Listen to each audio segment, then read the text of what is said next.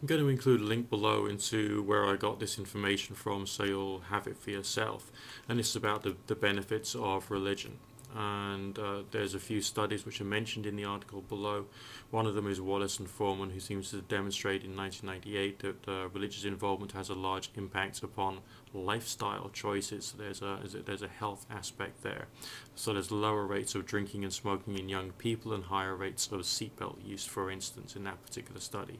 Strawbridge et al. 1997 suggests that there's a higher quit rate of smokers amongst those who weren't religious, who became religious when they were smokers, and then, used the religion as a means to help them to quit smoking. Berkman and Smyth, 1977, the supportiveness of the religious community has an important impact in the reduction of stress, as well as, of course, the dissemination of information.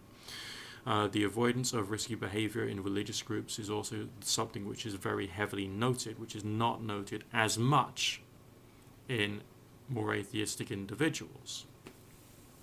House Landis and Umberson, 1988, suggests that social ties in general are just highly important, full stop. And that's kind of like elaborated on even more by the study by Ellison and George, 1998, who says that people in religious groups tend to have greater social networks overall. And of course, if you've got greater social networks, you've got a greater support network, you've got a greater network of people you can ask for help from.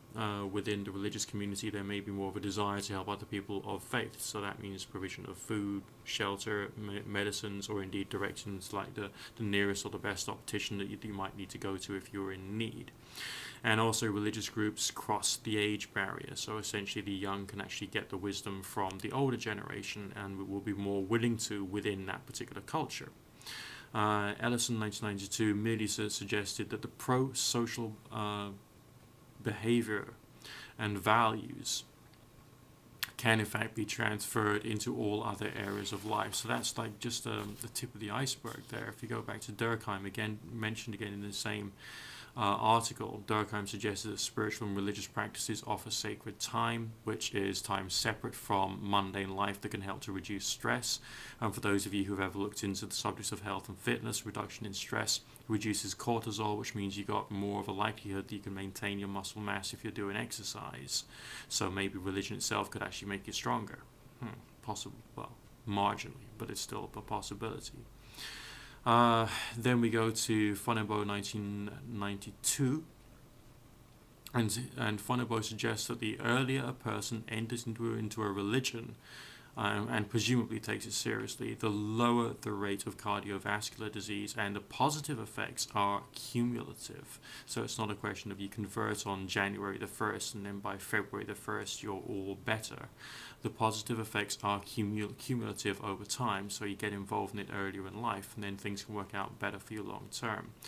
And the benefits are both physical, namely physiological, your body, and of course emotional. Now, there are other studies which demonstrate immune system benefits. If you carry on Googling, you'll come across a list of benefits of meditation.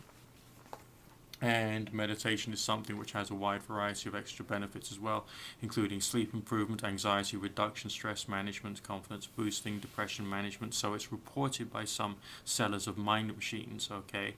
But there are others which are gone into in greater detail, including reduced stress-related disease, immune system boost, faster recovery from diseases, improved coordination, reduced pain, improved heart and artery health, and better motor skills and brain function. So if you're designing a religiosity for yourself, you might want to incorporate meditation into your practices. If you're anti-religion completely, I think that's actually a bad thing, personally speaking. Obviously there are problems with some particular schools of religious thoughts, but that's something that I don't think we need to be too concerned about when discussing things from this point of view. Yes, religion has to grow with the times. That is a fact. It always has grown with the times. That's why slavery isn't encouraged in religious circles these days, So that's something the religious communities will have to work with. But I definitely do not see the point in actually making somebody ill through taking away their medicine and acting against religion per se. and therefore a deist interpretation or a deist interpretation of theological points of view seems to be much more beneficial. But an absence of religion or spirituality doesn't seem to be all that good, in my humble opinion, and that's essentially based upon science. So, for those of you who are atheists out there, I think you need to do a bit more research.